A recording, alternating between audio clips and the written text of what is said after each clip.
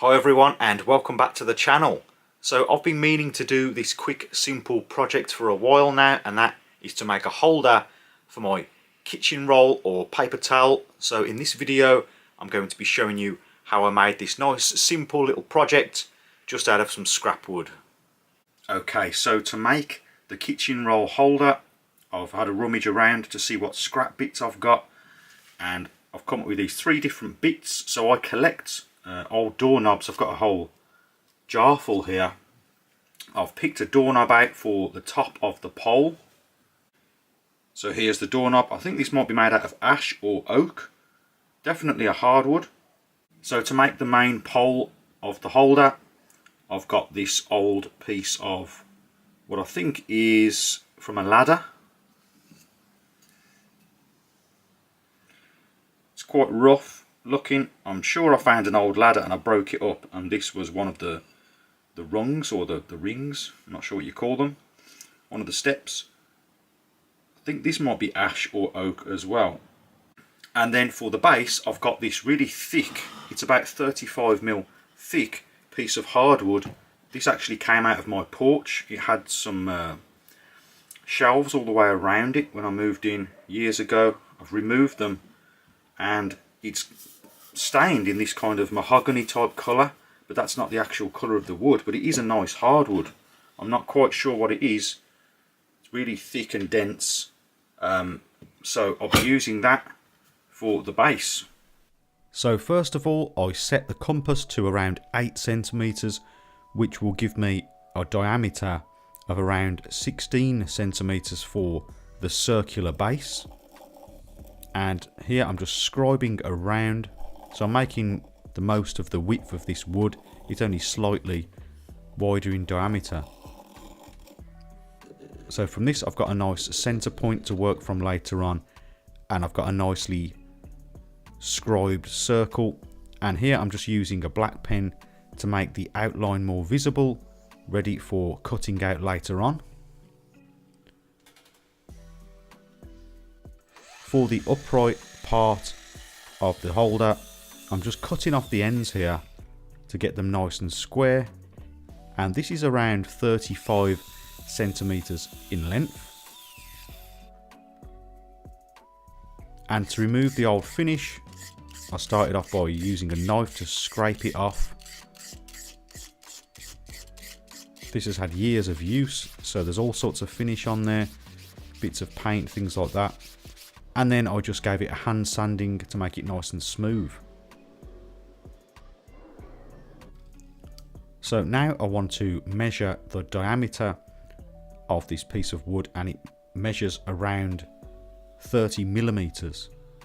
So I used a 30mm Forstner bit and made a hole in a scrap piece of wood just to check, and I got a nice snug fit. Now I need to find the centre point. The little knob that I'm going to use for the top has already got a centre mark, so I don't need to do that. But for this piece of wood I'm just using a pencil to mark around the edge, getting closer in to find a rough centre point, and then I can mark that with an awl. Now onto the drill press.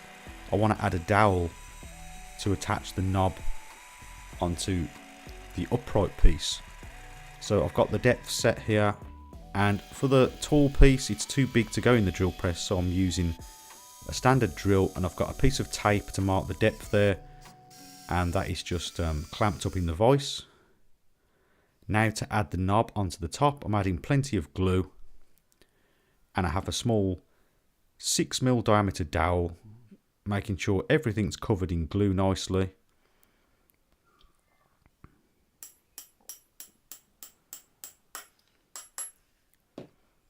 And then I could push the knob onto that piece of wood, giving a nice tight connection and some good glue squeeze out.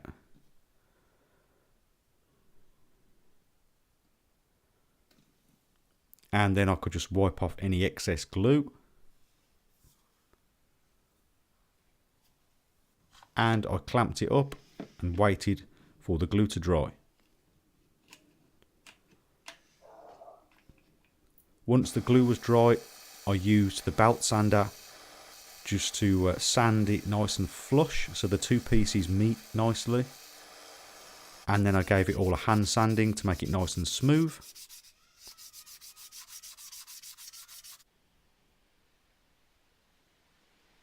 Now onto the base. I'm going to be using a jigsaw just to roughly cut out that circular shape, making sure that I don't go anywhere near the lines because I'm going to be working up towards them later on. This wood was very strong, very dense and difficult to cut through.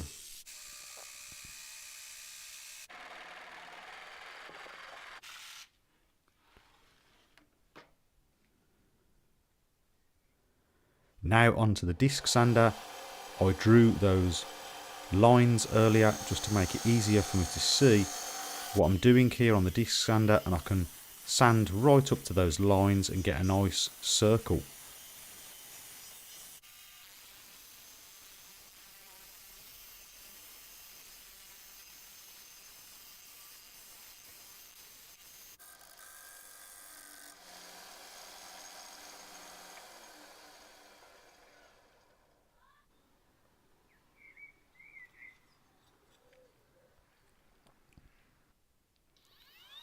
So for the top of the base, I wanted to give it a decorative edge.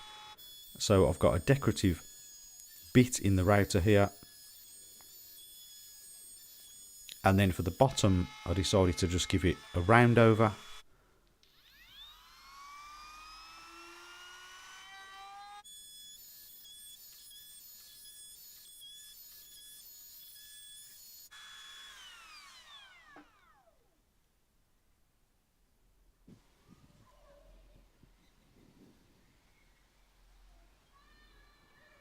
Now back over to the drill press, I need to drill the hole, the 30mm hole with the Forstner bit.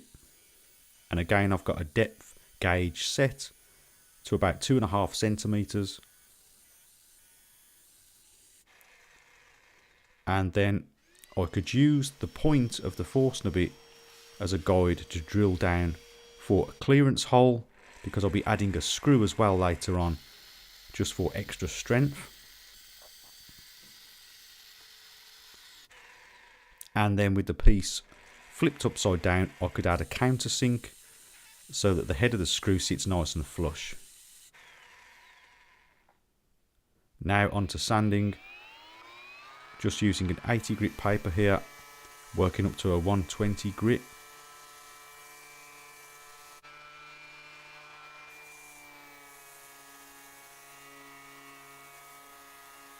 And then I finished off with a hand sanding.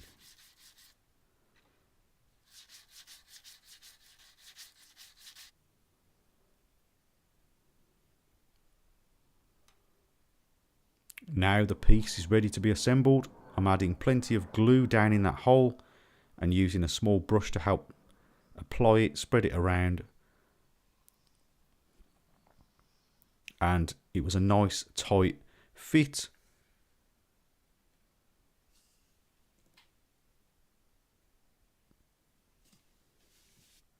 Then I drilled a hole, a pilot hole, into the upright part and added a screw. So this should be nice and solid.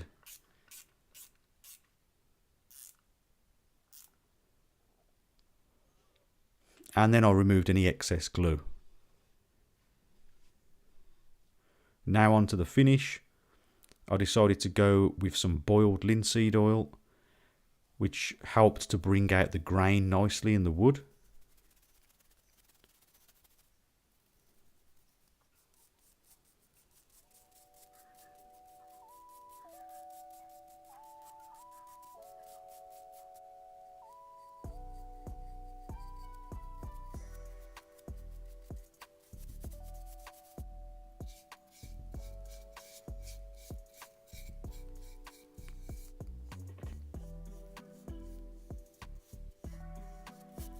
Once that was dry, I removed any excess and then added a coat of furniture wax, clear furniture wax. And then I've buffed it off later on.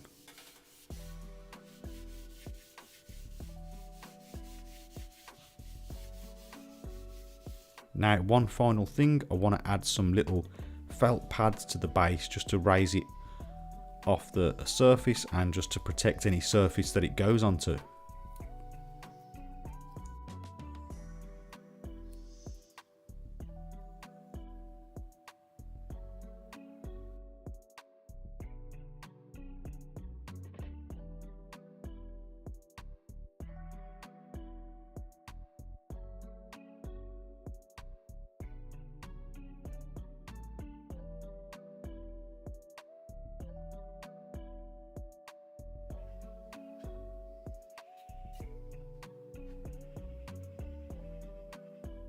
Okay, so that is about it then for this video. So I think it turned out pretty good considering it is just some scrap material.